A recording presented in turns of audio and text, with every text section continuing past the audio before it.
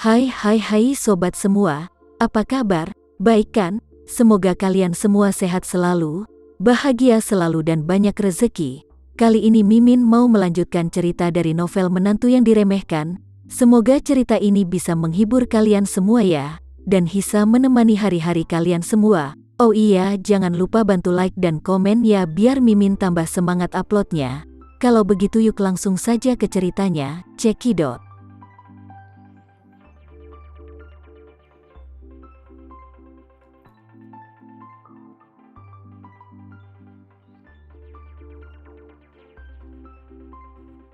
Linda tidak banyak berpikir, dan berkata sambil tersenyum, "Oke, Tuan, jika saya membutuhkannya, saya akan menghubungi Anda."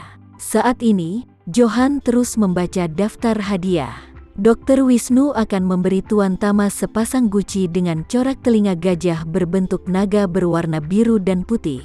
Mendengar ini, tiba-tiba Chandra berdiri dan dengan gemetar bertanya, "Apa?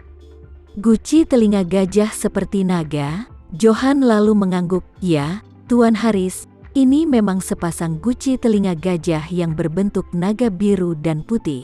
"Ya Tuhan." Chandra selalu menyukai dan bermain barang antik.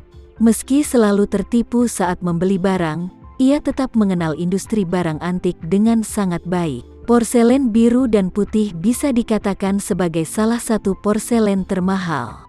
Piring biru dan putih apapun di dinasti bisa dijual ratusan juta. Jika itu adalah guci besar biru dan putih, seperti kaleng biru dan putih Gui Guzi Siasan yang terkenal, harga lelang lebih dari 10 tahun yang lalu telah melebihi 1 miliar. Dan sekarang jika dikeluarkan lagi, itu akan menjadi setidaknya 50 miliar. Chandra pernah mendengar tentang guci bercorak telinga gajah berbentuk naga berwarna biru dan putih di dinasti. Banyak buku panduan penghargaan yang diterbitkan oleh Christie's dan Sotheby's mencatat porselen biru dan putih yang serupa. Diperkirakan secara konservatif harganya harus 3-5 miliar. Saat ini, Ivy berinisiatif membuka kotak kado mahoni yang sangat indah. Lapisan dalam kotak itu terbuat dari sutra emas dan satin. Dan 2 guci porselen biru dan putih yang indah tergeletak di lapisan yang terbuat dari sutra dan satin. Mata Chandra hampir terlepas melihat itu. Ini barang antik yang tak ada bandingannya. Koleksi terbaik untuk pecinta barang antik. Barang ini sangat berharga, hingga tak ternilai harganya. Pada saat ini, Chandra tidak sabar untuk melangkah maju untuk mengambil salah satu guci dan memegangnya dengan hati-hati. Namun, dia merasa sedikit takut karena dia sempat memecahkan guci milik dinasti Wang. Tama melihat bahwa ayah mertuanya sangat menyukai guci itu, jadi dia tersenyum dan berkata kepada Dr. Wisnu, "Dr. Wisnu, terima kasih atas hadiahmu. Ayah mertuaku sangat menyukai barang antik dalam hidupnya. Aku membiarkan dia melihatnya dari dekat." Dr. Wisnu buru-buru berkata, "Tuan silahkan." Tama berjalan ke Ivy, mengeluarkan salah satu guci telinga gajah, lalu menyerahkannya kepada Chandra. Dia tersenyum dan berkata, "Ayah, apa kamu sangat menyukai barang antik? Aku akan memberikan guci ini untukmu, dan akan membelikan beberapa bunga untuk melengkapi keindahannya." Ketika Chandra mendengar ini, seluruh tubuhnya gemetar karena kegembiraan, dan hatinya telah mencapai kegembiraan yang paling tinggi. Tetapi dia juga merasa tersanjung dan berkata, "Bagaimana aku bisa menerimanya, Nak? Ini terlalu mahal." Rika yang melihat ini menjadi sedikit cemburu. Meskipun dia tidak tahu berapa harga guci telinga gajah biru dan putih, dia tahu bahwa guci telinga gajah biru dan putih itu tidak murah, dan diperkirakan sepasang guci ini bernilai miliaran. Jadi, dia berpikir dengan masam di dalam hatinya, "Tama memberiku kosmetik mahal dan tas dengan harga ratusan juta dan Chandra, dia mendapatkan barang antik yang ternyata bernilai miliaran. Kenapa benda tua ini sangat diistimewakan?" Saat dia cemburu, Tama tersenyum pada Chandra dan berkata, "Ini adalah hadiah dari Dr. Genius.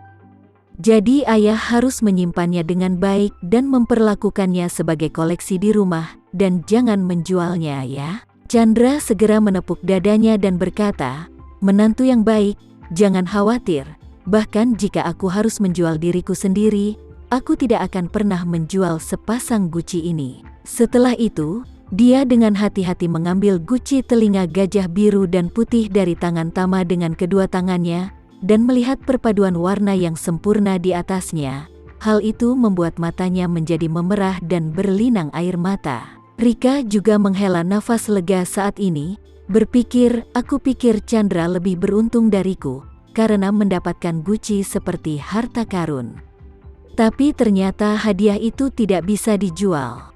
Hahaha, Chandra hanya bisa menyimpannya saja." Rika memiliki dua cara tersendiri untuk mengukur nilai barang.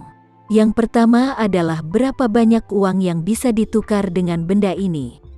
Yang kedua adalah seberapa besar barang itu membawa kemewahan. Di matanya, segala sesuatu di dunia, yang mencakup segalanya, pada akhirnya adalah uang dan penampilan.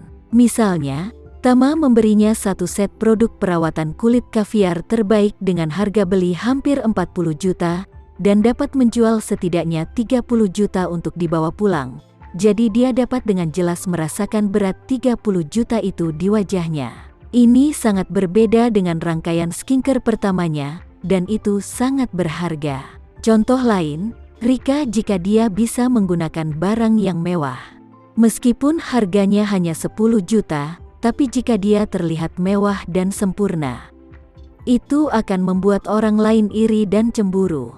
Itu akan membuat barang itu terasa lebih istimewa. Saat ini, dia melihat set barang antik dan berpikir dengan kurang tertarik, jika suatu barang tidak dapat ditukar dengan uang, dan tidak dapat dibawa keluar rumah untuk mengesankan orang lain, seberapa berharganya itu?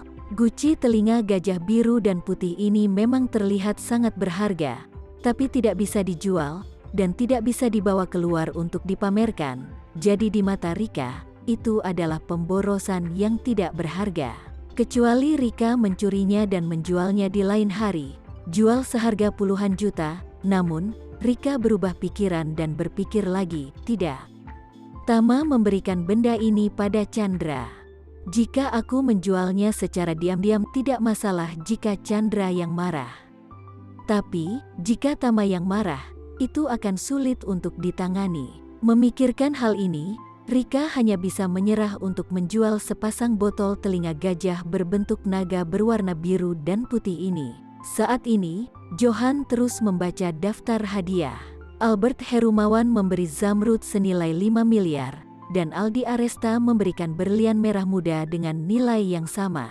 Keduanya relatif akrab dan memiliki hubungan yang baik. Pada pameran otomotif terakhir, kedua pria itu memberi Tama masing-masing mobil sport. Jadi kali ini mereka berdiskusi terlebih dahulu dan memberikan perhiasan berharga bersama. Meskipun semuanya adalah permata dengan nilai yang sama, jenisnya berbeda, jadi tidak takut bahwa Tama akan bosan.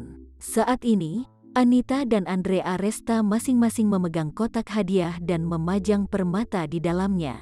Dua permata yang berwarna satu hijau, dan satunya lagi merah muda, memantulkan warna-warni di bawah cahaya dan penampilannya sangat sempurna. Rika sangat tertarik dengan dua permata ini, bahkan matanya hampir lepas karena memelototi itu.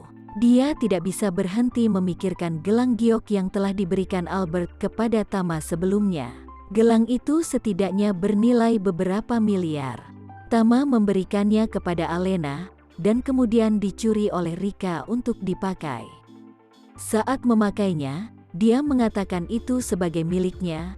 Gelang itu direbut oleh Diana, dan dia tidak sengaja merusaknya. Ini selalu menjadi rasa sakit di hati Rika dan dia tidak ingin ingat kejadian itu lagi. Apalagi, sejak itu Rika tak punya banyak perhiasan.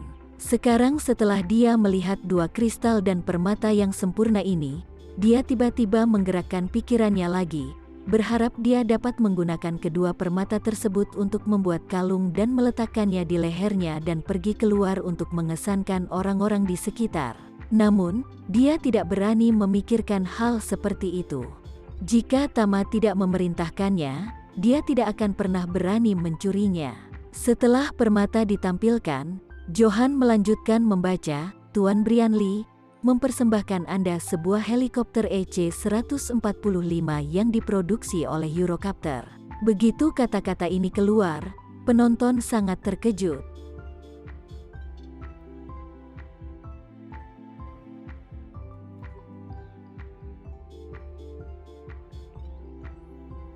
Sekian dulu ya cerita kali ini, kita lanjutkan lagi ceritanya di lain waktu.